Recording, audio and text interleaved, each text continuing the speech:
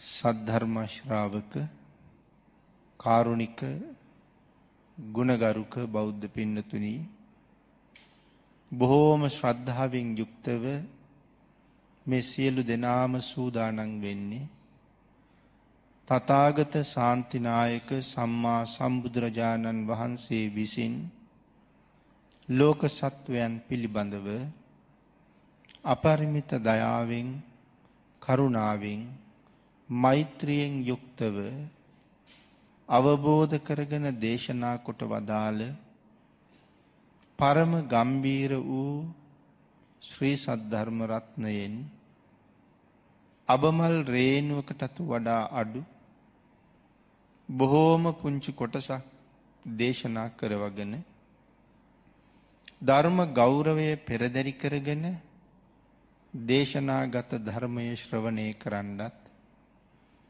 එසේ ධර්ම ශ්‍රවණය කිරීමෙන් ලැබෙන අවවාද අනුශාසනා තම තමන්ගේ ජීවිතවලට එකතු කරගෙන වඩාත් නිවැරදි මෙලව ජීවිතයක් සකස් කරගන්නත්, ඒ තුලින් සුගතිගාමී වූ පරලොව ආයති භවයකින් සැනසීමේ උතුම් පරමාර්ථය ඇතුවයි මේ සද්ධර්ම ශ්‍රවණය කරන්න සූදානම් වෙන්නේ. පින්නතනි, බුදුරජාණන් වහන්සේගේ ධර්මය තවත් බොහෝ දෙනෙකුට යහපතක් සිදු කරවීමේ උතුම් පරමාර්ථය ඇතුව යම් කෙනෙක්, එහෙම නැත්නම් යම් පිරිසක් දේශනා කරවන්නේ නම් ඒ කාරණාව හඳුන්වන්නේ සද්ධර්ම දානමය පින්කම කියලා. ඒ මේ ලෝක ධාතුවේ ඇති සියලුම දානයන් අභිභවනය කළ මහත්ඵල මහානිසංසදායක වූ එකම දානමය පින්කම බව අපේ බුදුරජාණන් වහන්සේ පැහැදිලි කළා. හැම දානයක්ම අභිභවනය කරපු මහා දානමය පින්කම. ඒ වගේම ධර්ම ශ්‍රවණය කිරීම, නිවන් දකින්න බලාපොරොත්තු වෙනවා නම් කෙනෙක්, ඒ අයට ධර්ම ශ්‍රවණය කිරීම අත්‍යවශ්‍යමයි. හිටවපු පැලයක් හොඳට වැඩෙන්න ජලය අවශ්‍ය වන්නාසේ සසරෙන් මිදෙන්න ප්‍රාර්ථනා කරන අයට සද්ධර්ම ශ්‍රවණය කිරීම අත්‍යවශ්‍යම කාරණාවක් බව අනුග්‍රහිත සූත්‍රයෙන් පැහැදිලි වෙනවා. සෝතානුදත සූත්‍රයේත් ධර්ම ශ්‍රවණය කිරීමේ සුවිශේෂී වටිනාකම් අනාවරණය කෙරෙන අපූර්ව දේශනාවක්. එහෙමනම් මේ සත්පුරුෂ පිරිස මේ සද්ධර්ම දානමය පින්කමත් සිදු කර ගනිමින්ම මේ අයත් ධර්ම ශ්‍රවණය කරනවා වගේම ලංකාවාසී ලෝකවාසී සද්ධර්මයට කැමති බොහෝ දෙනාට යහපතක් උදා කරවීමේ පරමාර්ථයෙන්මයි මේ මහා පින්කම මුදුන්පත් කරගන්න සූදානම් වෙන්නේ. ඒ අවස්ථාව ඔබට මුදුන්පත් කරගන්න අද ධර්ම දේශනාවේ මාතෘකාව හැටියට යොදාගත් ගාථා රත්නයයි මුලින් සිහිපත් කරන්නට යෙදුනේ. අපේ බුදු පියාණන් වහන්සේගේ ශ්‍රී මුක ධාතුවෙන්ම දේශනා කොට වදාළ මේ උතුම් ගාථා රත්නය තුල අපිට සාකච්ඡා කරන්න ධර්ම කාරණා 5ක් විතර අන්තර්ගතයි. ඒ කරුණු සියල්ල දීර්ඝ වශයෙන් විස්තර කරන්නට අපිට කල් නැති වෙයි. නමුත් යම් ප්‍රමාණයක් කෙටියෙන් හරි සාකච්ඡා කරන්න හිතනවා. අපි මාතෘකා කරගත්ත ගාථාව අජ්ජේව කිච්ඡං ආතප්පං කෝජඤ්ඤා මරණං සුවේ නහිනෝ සංගණං තේන මහාසේනේන මච්චුනා. ඒ කීවේ අජ්ජේව කිච්ඡං ආතප්පං, අද කරන්න තියෙනව නම් යම් වැඩක් ඒක අදම කරලා ඉවර කරන්න. ඒක හෙටට කල් දාලා හෙටත් කරනවා කියලා තීරණය කරන්න බෑ ඒ කාරණාව. ඇයි? කෝජඤ්ඤා මරණං සුවි. කවුද දන්නේ හෙට මැරෙන්නේ නැති වෙයිද කියලා? ඒ හින්දා හෙටට කල් දාන්න බෑ. මෙතන මේ සඳහන් කරන්නේ හැම කාරණාවකටම මේක එකතු කරන්න පුළුවන්. විශේෂයෙන් කුසල් රැස් කරන කටයුතු ප්‍රමාද නොකරන්න ඕනේ. මොකද හෙට කරන්න බැරි වෙයි. හෙට මැරෙයි.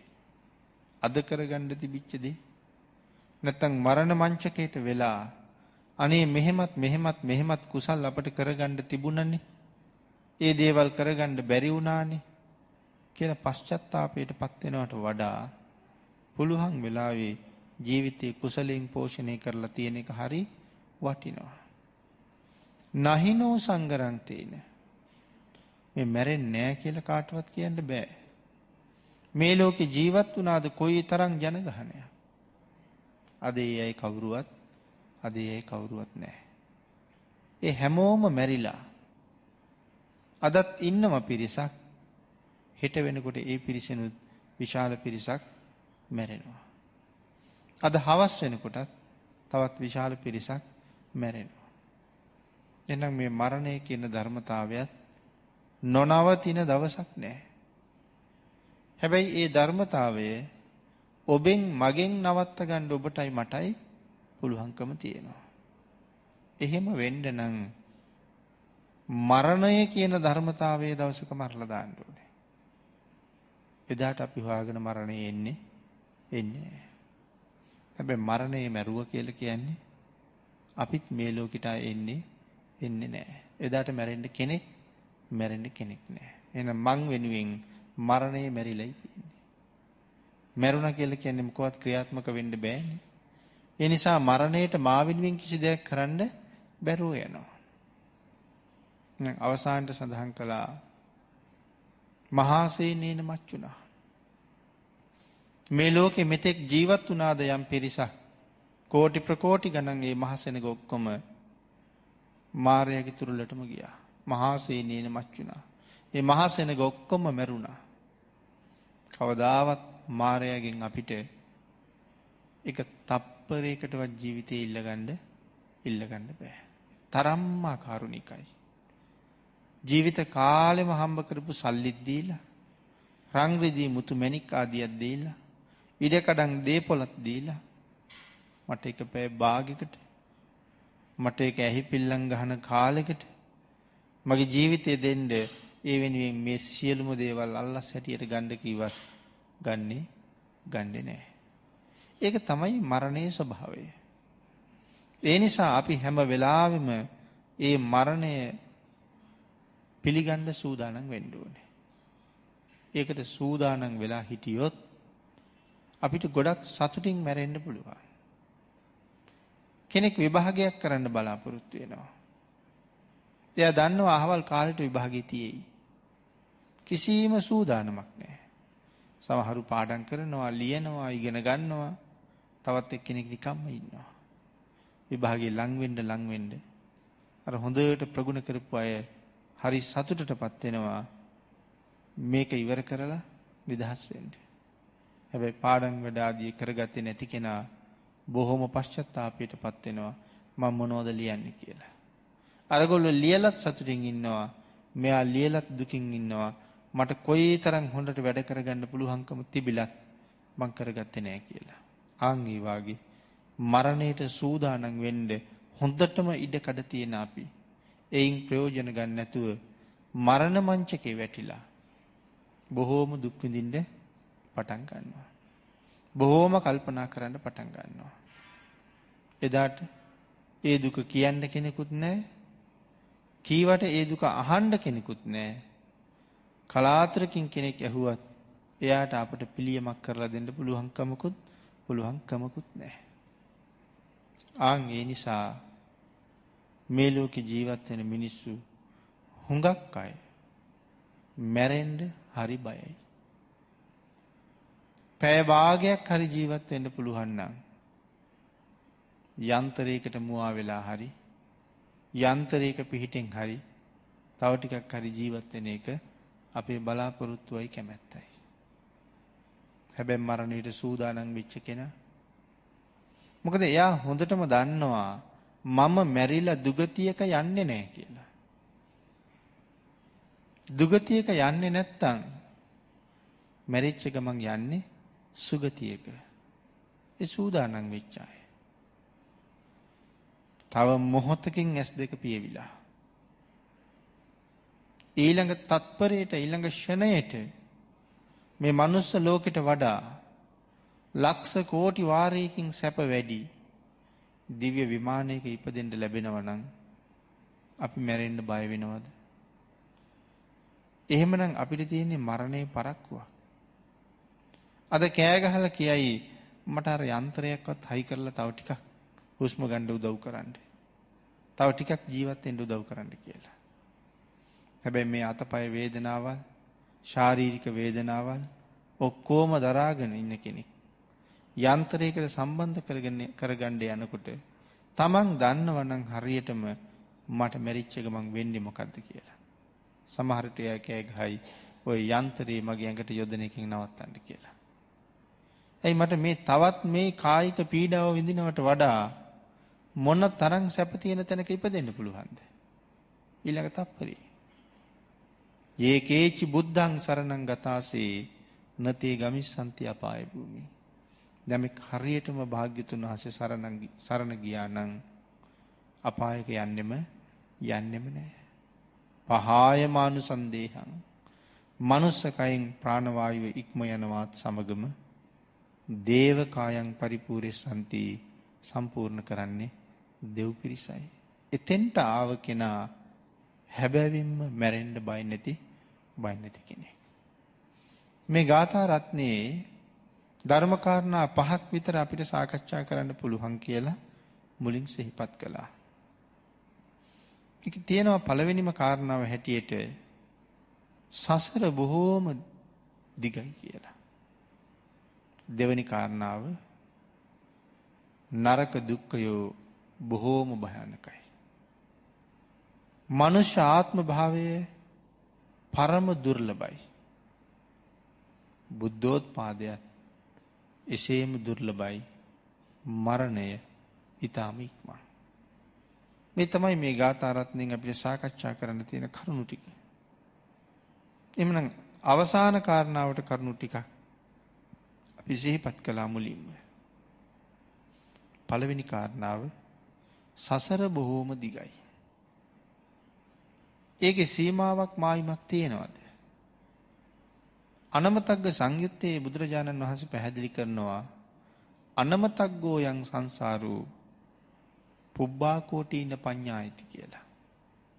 මහණෙනි මේ අනවරාග්‍ර වූ සංසාරයේ පෙර කෙරවල පේන්නෙත් නැහැ, අග කෙරවල පේන්නෙත් නැහැ. ඒ කාටද? අපිට. බුදුරජාණන් වහන්සේට පේන්නේ නැද්ද? පේනවා. භාග්‍යතුන් වහන්සේට පේනවා ඒක. පේනවා වුණාට අපට තේරෙන්න ඒක කියන්න බෑ. දැන් මේ ධර්මයේ සඳහන් කරන එක ඉලක්කමක් තියෙනවා අසංඛ්‍ය කියලා. අසංඛ්‍ය කොහොමද ලියනවා කියලා කිව්වේ? 1.140යි. දැන් අපි ඒක කියනවා එහෙම. ඒ වුණාට අපිට තේරෙන්නේ නැහැ. හැබැයි අසංඛ්‍යයට යනකම් ගණන් කරන හැටි ධර්මයේ වෙනම පැහැදිලි කරනවා. අබ්බුද නිරබ්බුද මේ ආදි වශයෙන් එක එක ගණන් කියමින් අන්තිමට අසංඛ්‍ය ගාවට යන හැටි ධර්මයේ පැහැදිලි කරනවා. නමුත් ඔය කාරණාව තේරුම් ගන්න තරම් අපේ මනසේ ඉඩ නැති හින්දාද කොහෙද අපිට මේක වැටහෙන්නෙම නැහැ. එතකොට අනවරාග්‍ර සංසාරේ පෙර කෙරවල භාග්‍යතුන් වහන්සේ දන්නවා. ඒක මට වැටහෙන්නේ නැහැ කියලා දුන්නට. ඒක නිසායි අනමතග්ගෝ යං සංසාරෝ පුබ්බා කෝටීන පස්සති කියලා කීවනම් බුදුරජාණන් වහන්සේ දේශනා කරන්නේ එහි පෙර කෙරවල මටත් පේන්නේ නැහැ කියලයි. පුබ්බා කෝටීන පස්සති. නමුත් දේශනා කරන්නේ එහෙම නෙමෙයි. පුබ්බා කෝටීන පඤ්ඤායති. එහි පෙර කෙරවල මහණෙනි පණවන්න බෑ.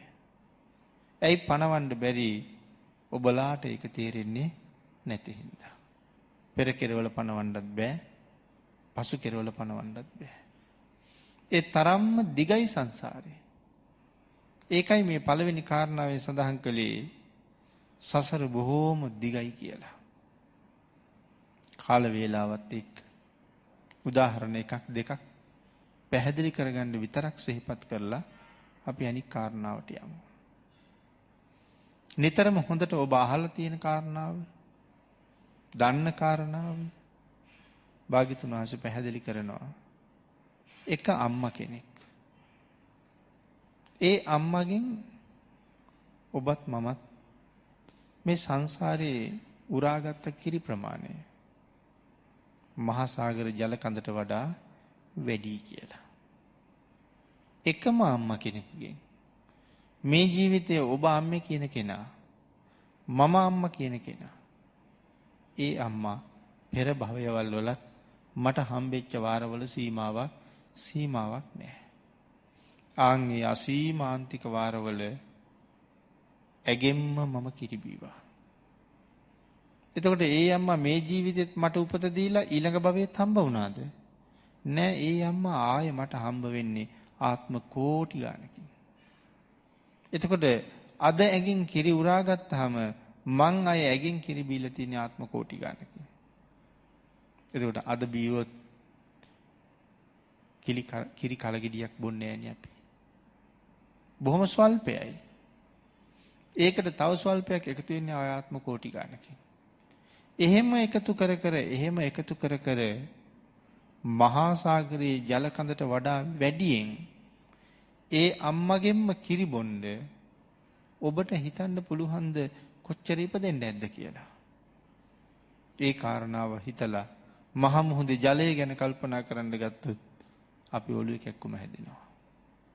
ඒ කරුණ දරන්න තරම් අපේ ඔළුව ඉඩ මදි හින්දා තමයි භාග්‍යතුන් වහන්සේ දේශනා කළේ පුබ්බා කෝටීන පඤ්ඤායති. ඒ පෙර කෙරවල පණවන්න බෑ කියලා. ඒ කියන්නේ අපිට තේරෙන්නේ නෑ කියලා දුන්නට. තවත් එක උදාහරණයක් ඔකට බොහොම සරලව ගෙනල්ලා පෙන්නුවා. භාග්‍යතුන් වහන්සේම පැහැදිලි කරනවා මේක සත්වයක්. මේ අම්මගෙන්ම නැත්නම් මේ අම්මා වෙනුවෙන්ම සංසාරේ කොච්චර ඇඬුවද ඇය මැරුණ දවසට ආන්ගේ අඬාපු කඳුළු එකතු කෙරුවා නම් ඔය මහසાગරයේ ජලයට වඩා වැඩි කියලා. එතකොට ආයෙත් අර කිව්වා වගේම මට මේ අම්මා හම්බෙන්නේ ආය අවුරුදු කෝටි ගානකින්. එතකොට එහෙම අඬලා මේ ජීවිතේ සමහරලාට අපේ පින්නතුන්ගේ අම්මා මේ වෙනකොට නැතුව ඇති. සමහරුන්ගේ ඉන්නව වෙන්නේ. අම්මා මරණයටපත් වෙලා ඉන්න අය මෙතන. කල්පනා කරන්නකෝ අම්මා මැරිච්ච දවසේ මං අඬාපු තරම්.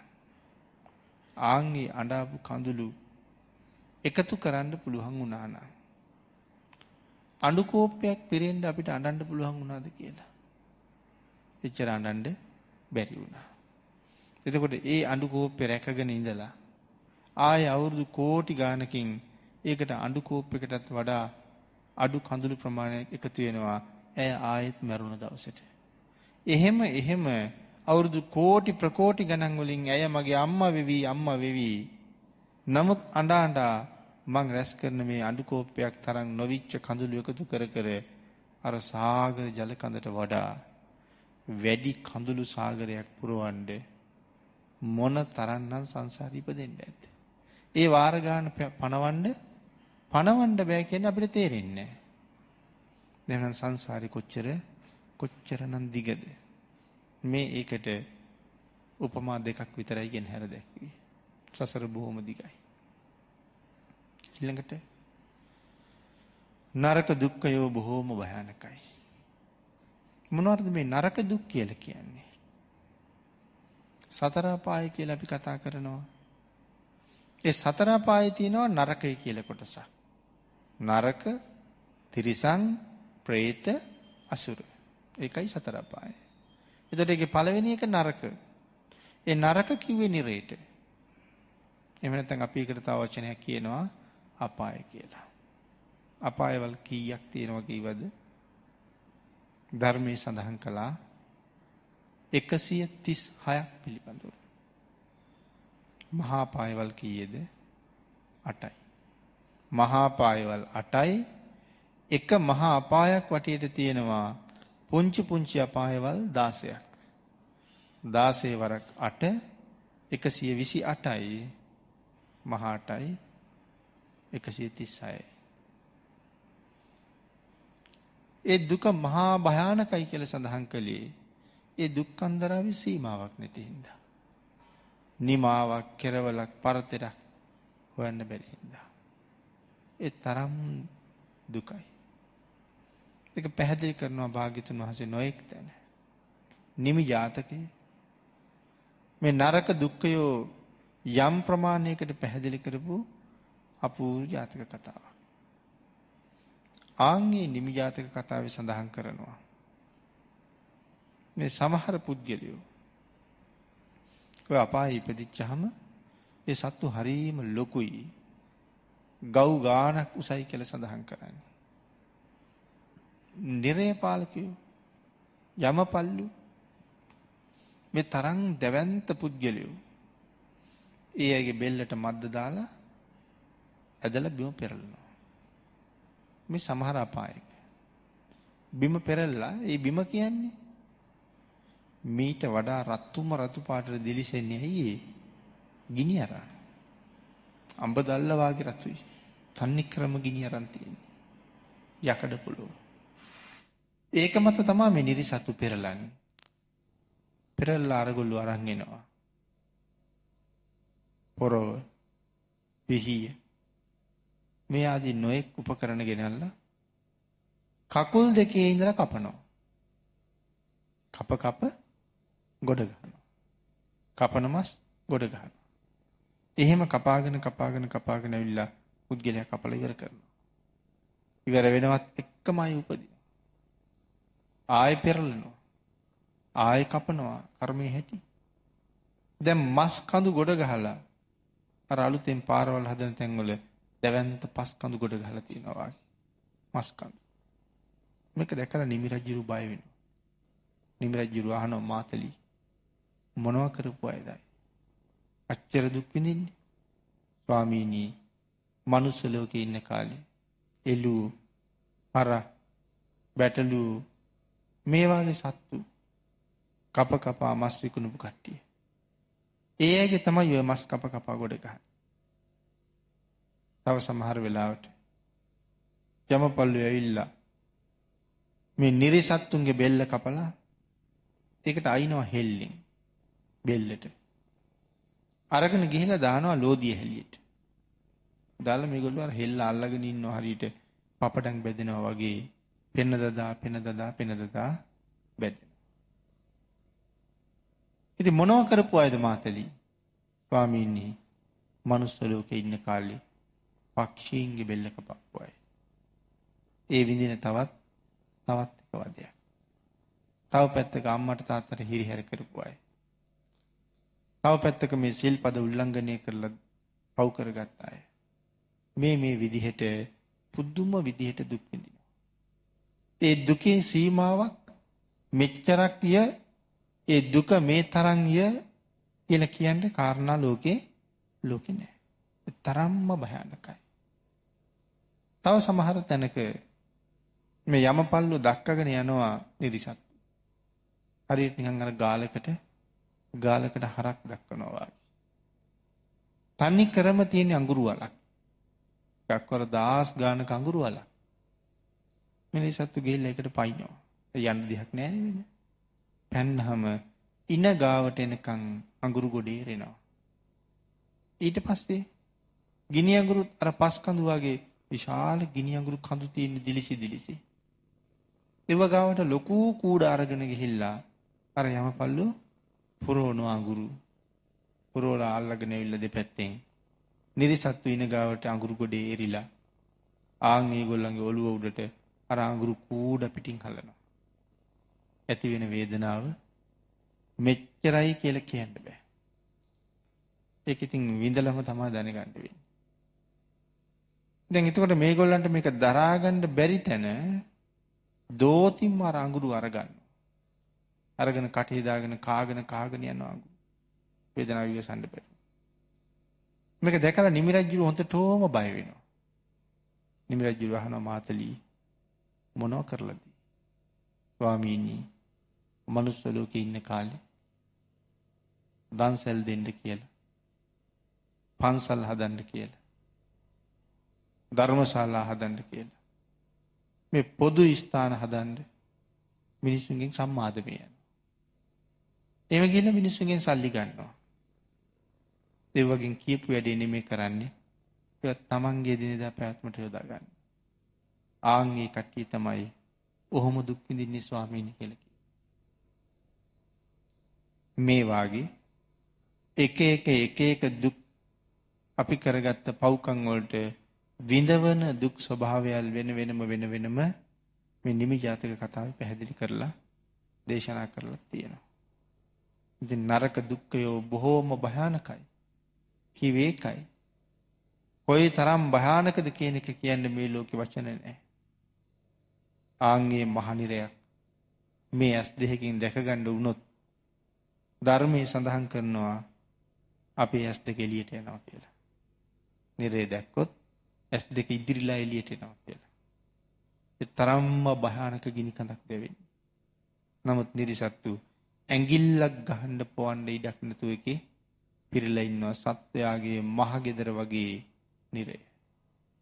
ආන්ගේ නිරයවල ඔබත් මමත් මීට කලින් අවුරුදු කෝටි ගණන් දුක් විඳලා තියෙනවා.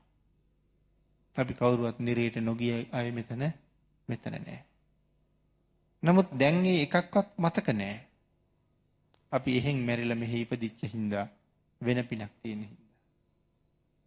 හැබැයි ආයෙත් මැරිලා එහාට යනවද නැද්ද කියලා තීරණය කරන්න ඕනේ. එහෙ ඉන්න කාලේ නම් කෑ ගහ කීවේ අනේ මට මනුස්ස ජීවිතයක් හම්බ වුණොත් ආය කවරදාක්වත් මේ දුක්ඛිත තැනකට එන්නෙම නැහැ කියලා තමයි එහෙ කිව්වේ. ඒ වුණාට මැරිලා ඉපදිච්ච හින්දා දැන් ඒව අමතක වෙලා තියෙනවා. සත්පුරුෂයෝ හම්බ වුණා නම් මතක් කරලා දෙනවා පව් මේකයි පින මේකයි මේ කල යුත්තේ මේ නොකල යුත්තේ කියලා. හැබැයි සත්පුරුෂයා කියන කෙනා ලෝකේ හරි දුර්ලභයි. නරක දුක්ඛයෝ බොහොම භයානකයි. ඊළඟට මනුෂ්‍ය ජීවිතයත් ඊටාම දුර්ලභයි. මිනිහෙක් වෙලා ඉපදෙන එක පුදුම දුර්ලභ කාරණාවක්.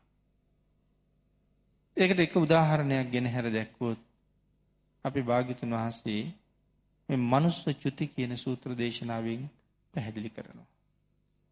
මේ මහ පොළොවෙන් පස් ටිකක් භාග්‍යතුන් වහන්සේගේ ශ්‍රී හස්තේනිය පොත්ත මතට අරගන්න. ඒක භික්ෂුන් වහන්සේලාට පෙන්නවා. මහණෙනි මගේ අතේ තියෙන නියපිට තියෙන වැලිද වැඩි මහ පොළොවේ තියෙන වැලිද වැඩි? ස්වාමීනි නියපිට තියෙන වැලි ප්‍රමාණයට වඩා මහ පොළොවේ තියෙන වැලි ප්‍රමාණය කොයි තරම් වැඩිද? ඒක මෙතකයි කියලා කියන්න පුළුවන්ද? බුදුරජාණන් වහන්සේ ඒ වෙලාවේ මතක් කරනවා මහණෙනි මේ ලෝකේ ජීවත් වෙන මිනිස්සු මැරිලා ගිහිල්ලා ආපහු සුගතියට එන්නේ. ඒ කියන්නේ මනුලොවට දෙව්ලොවට සුගතියට එන්නේ මෙන්න මේ නියපිට තියෙන පස් ප්‍රමාණයටත් වඩා අඩු පිරිසයි කියලා. මේ නියපොත්ත උඩ තියෙන ප්‍රමාණයටත් වඩා අඩු පිරිසක් තමයි සුගතියට එන්නේ. විශාල පිරිසක් දෙනා මහ පොළොවේ පස් තරම් කොහෙද උපදින්නේ? නිරේමයි. එතකොට නියපොත්ත උඩ තියෙන වැලි ටික පෙන්නවා. අට කතාවේ මේක පැහැදිලි කරනවා. නියපොත්ත උඩ තියෙන වැලි ටික පෙන්නුවට ඒ නියපොත්ත පුරාම වැලි තිබෙන්නේ නැහැ කියලා. එහෙනම් කොහෙද වැලි තිබිලා තියෙන්නේ? අපේ නියපොත්ත යම් තැනකින් පටන් අරගෙන ඉස්සරහට ඇදිලා ඇවිල්ලා ඇඟිල්ලෙන් ඉවර වෙනවා. ඇඟිල්ල ඉවර වෙනවා නියපොත්ත ඉස්සරහට යනවා. මස් වලට ඇලිලා තියෙනකන් නියපොත්ත රතු පාටයි. ඇඟිල්ලෙන් ගිලිහිච්ච ගමන් නියපොත්ත සුදු පාටයි.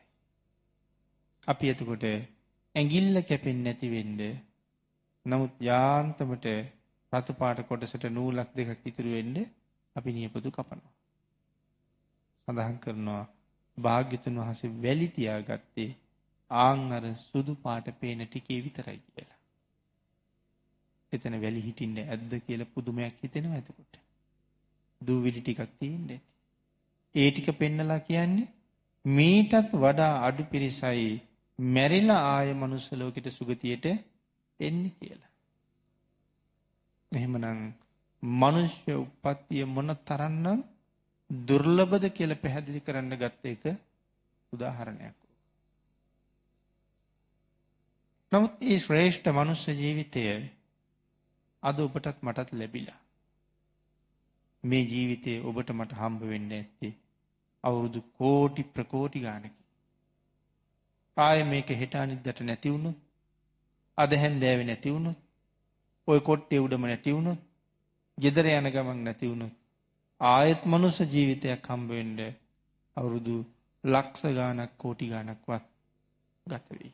බොහෝ කුසල් කරලා බොහෝ කුසලයන්ගෙන් පිරලා නම් සුගතිගාමී වෙයි. දුගතිගාමී වුණොත් අය අවුරුදු කෝටි ගාණකට මනුස්ස ජීවිතය ලැබෙන්නේ නැහැ. එහෙමනම් මේ ලැබිච්ච ජීවිතයේ වටිනාකම මිලකරන්න මේ ලෝකේ තියෙන සම්පත් මදි. මනුස්ස ජීවිතය කියන්නේ තරම්ම අමිල වස්තුවක්. මිලක් නැහැ. ලෝකේ තියෙන රත්තරන් කියලා જાතියක්. හරි ගණන්. මැණික් කියලා වර්ගයක්. ලොකු මිලයි. හැබැයි මැණික් ගලක් ගෙනහිල්ලා කාට හරි පෙන්නහම කොච්චර මිල වුණත් එයා තක්සේරු කරනවා මේ මැණික කෝටි මෙච්චරයි. වැඩි වුණොත් කෝටි මෙච්චරයි ඊට වඩා නම් ගන්න බෑ කියලා. ඒක තමයි එයා තක්සේරු කරන මිල. මිනිහෙක් ගෙනහිල්ලා මිල කරන්න කිව්වොත් පුළුවන් වේද මිල කරන්න? ඒ මනුස්සයා රහතන් වහන්සේ කෙනෙක් වෙන්න බැරිද? ඒ මනුස්සයා පසේ බුදු වෙන්න බැරිද? මිල කරලා සීමා කරන්න පුළුවන්ද? එහෙනම් රංග්‍රජී මුතු මැණික් කියලා කියන්නේ මිල කරන්න පුළුවන් වටිනා වස්තු. මනුස්ස ජීවිතය කියලා කියන්නේ මේ ලෝකේ කාටවත්ම මිල කරන්න බැරි අමිල ශ්‍රේෂ්ඨ සම්පතක්. එතකොට ඒක ලබා ගන්න මොනතරම් වාග්යක් තියෙන්න ඕනේද? ආන් ඒ වටිනා ජීවිතේ ඔබයි මමයි හොයාගත්තා. හැබැයි මේක හොයාගත්තට විතරක් බෑ. ඒක පවත්වන්න පුළුවන්කම තියෙන්න ඕනේ. කොහොම හරි පවත්වන්න නෙමෙයි. නැවත නිරේක නොයන විදිහට පවත්වන්න. අන්න එහෙම පවත්වන්න නම් අපිට සිද්ධ වෙනවා මේ ජීවිතෙන් බොහෝ කුසල දහම් රැස් කරගන්න. එහෙම නැත්නම් කෙලෙස් දූවිල්ලෙන් මේ අමිල වස්තුව අපිරිසිදු වෙනවා. මනාව කරුණු දැනගෙන ජීවත් වෙන කෙනා, පංච ඉන්ද්‍රියන් පාලනය කරගත්ත කෙනා කෙලෙස් දූවිලි වලින් මේ ජීවිතේ රැකගත්ත කෙනෙක් වෙනවා. ශ්‍රේෂ්ඨ මනුස්ස ජීවිතයේ දුර්ලභයි. ලැබුණ අවස්ථාවෙන් ඒකෙන් උපරිම ප්‍රයෝජන ලබන්න ඕනේ. ඊළඟ කාරණාව බුද්ධෝත්පාදයේ පරම දුර්ලභයි. බුදුවරු ලෝකේ හැමදාම පහළ වෙන්නේ නැහැ. බුදුරජාණන් වහන්සේලා පහළ වෙන්නේ අවුරුදු කල්ප ගණන් ගියාට පස්සේ.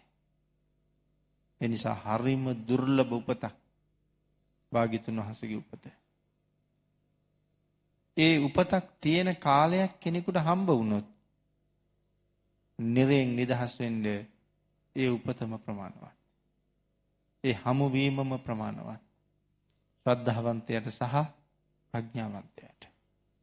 භාග්‍යතුන් වහන්සේ කියලා කියන්නේ කොයි වාගේ ಗುಣ කදම්බයක්ද කියන එක මේ ලෝකේ කියලා ඉවර කරන්න බැරි කාරණාවක්. යම් කෙනෙකුට ඇහි පිල්ලමක් ගහන තරම් කාලයක් බුදුරජාණන් වහන්සේ ගැන සතුටක් ඉපදුණා. ආන්ගේ පුජ්‍යලයා දෙව්ලොව උපදවනවා. එතකොට හිතන්නකෝ ඇහි පිල්ලමක් ගහන තරම් කාලයක් උන්වහන්සේ පිළිබඳව පැහැදිච්ච පුජ්‍යලයට අත්පත් වෙන්නේ දෙව්ලොව නම් උන්වහන්සේ ගාව මොනතරම් සීලයක්, මොනතරම් ගුණයක් තියෙන්න එපාද අන්‍ය සත්වයන් දෙව්ලොව උපද්දවන්න. අරහං කියලා බුදු ගුණයක් තියෙනවා. ඒ අපේ ඇයට අලුත් දේවල් නෙමෙයි. පළවෙනි බුදු ගුණය ඉතිපිසෝ ගාථාව. ස්වාමීනි භාග්‍යතුන් වහන්සේ දෑත දෝත එකතු කරගෙන ඔබ වහන්සේ ළඟ වැඳ වැටෙන ඕනෑම පුද්ගලයෙකුට අප්‍රමාණ දිව්‍ය මානුෂික සැප සම්පත් උදා කරලා දෙන්නට තරම් ඔබ වහන්සේ සතු සීල සමාධි ආදී මහා ගුණයට හැකියාවක් ඇති නිසා ඔබ වහන්සේට අපි අරහං කියලා කියනවා. එතකොට උන්වහන්සේ ළඟ වැඳ වැටෙන ඕනෑම පුද්ගලයෙකුට ඒ කියහම මේ ආගම් ભેදයක් සීමාවක් මායිමක් මොකවත් නැහැ. ශ්‍රද්ධාවෙන් වැඳ වැටෙන ඕනෑම පුද්ගලයෙකුට දිව්‍ය මානසික සම්පත් උදා කරලා දෙන්නට තරම් ඔබ වහන්සේ සතු. එතකොට මේ සීල සමාධි ආදී ගුණ තියෙන්නේ අපි ගාවද? නෑ උන්වහන්සේ ගාව. උන්වහන්සේගේ සීලයට හැකියාවක් තියෙනවා. සමාධියට හැකියාවක් තියෙනවා. උන්වහන්සේට ශ්‍රද්ධාවෙන් වැඳපු අපි දෙව්ලොවට අරන් යන්න. අපේ සීලයටවත් අපේ ශ්‍රද්ධාවටවත් එහෙම හැකියාවක් තියෙනවද? එහෙනම් භාග්‍යතුන් වහන්සේට තියෙන හැකියාව මොන තරම් ප්‍රබලද? එහෙමනම් සම්මා සම්බුද්ධ ලෝකයේ පායපු අතිශ්‍රේෂ්ඨ වූ සූර්ය රත්නය. සූර්යයා මුළු ලෝකෙම එළිය කළා. ඒ වුණාට සූර්යයාට එළිය කරන්න බැරි තැනුත් මේ ලෝකෙ තිබුණා. ලෝකාන්තරික මහනිරේ කවදාවත් මේ එළිය වැටෙන්නේ නැති තැන. නමුත් මහබෝසතාණන් වහන්සේ මව් කුටට වඩින කොටත් ලෝකාන්තරික නිරේට එළිය වැටෙනවා. බිහි වෙන දවසේ, අබිනිෂ්ක්‍රමණය කරන දවසේ, බුදු වෙන දවසේ, ධම්සක් දේශන දවසේ ලෝකාන්තරික මහනිරේට එළිය වැටෙනවා. සම්මා සම්බුද්ධ කියලා කියන්නේ මේ පායන සූර්යයට වඩා ආලෝකමත්. ඒ විතරක්ද? බුදුරජාණන් වහන්සේ කියලා කියන්නේ මේ විශ්වයේ පහළ වුණ අතිශ්‍රේෂ්ඨ වූ උත්තම රතනය. මේ ලෝකේ ජීවත් වෙන මිනිස්සු හැමෝම දුගතියෙන් නිදහස් කරවන්න පුළුවන් පුදුම හැකියාවක් භාග්‍යතුන් වහන්සේට තියෙනවා. මේ හැකියාව තියෙන්නේ භාග්‍යතුන් වහන්සේට අපි ලං වෙන්න ඒ ශක්තිය අපට වැඩියෙන් හම්බ වෙනවා. බුද්ධ කියලා කියන්නේ සූර්ය රත්නයක් කියලා මම සඳහන් කළා. ඇත්තටම භාග්‍යතුන් වහන්සේ ගැන කතා කරන තැන් වල බුදුරජාණන් වහන්සේට කියන්නේ සූර්ය වංශයේ උපන් කෙනෙක් කියලා. ඇයි ඒ සූර්ය වංශය කියලා කියන්නේ? ආලෝකමත්. ඒ කාරණාවයි බුදුරජාණන් වහන්සේ හඳුන්වන්න හරි ලස්සන නමක් තියෙනවා ආදිච්ච බන්දු කියලා. බන්දු කියන්නේ නෑය. ආදිච්ච බන්දු කියලා කියන්නේ සූර්යයාගේ නෑයි කියලා. භාග්‍යතුන් වහන්සේ සූර්ය වංශය කියලා. හැබැයි සූර්යයට වඩා භාග්‍යතුන් වහන්සේ එළියයි. ඒ තරම්ම බුදුරජාණන් වහන්සේ ශ්‍රේෂ්ඨයි ලෝකෙට. ඊළඟ කාරණාව මරණය ඊටම ඉක්මන්. සසර දිගයි, නරක දුක්ඛය භයානකයි, මනුෂ්‍ය උප්පත්තිය දුර්ලභයි, ඒ වගේම බුද්ධෝත්පාදයත් දුර්ලභයි. නරක දුක්ඛය බොහොම භයානකයි. අන්තිම කාරණාවෙන් කිව්වේ මරණය ඊටම ඉක්මන්. ඒ කාරණාවට කරුණු ටික අපි මුලිනුත් සාකච්ඡා කළා. මරණය අපි හොයාගෙන මොන තරම් වේගෙන් එනවද කියලා. අර එක ජාතක කතාවක් තියෙනවා ජවනහංස ජාතකය කියලා. අපි බෝසතාණන් වහන්සේ ජවනහංසයෙක් කියලා ඉපදිලා.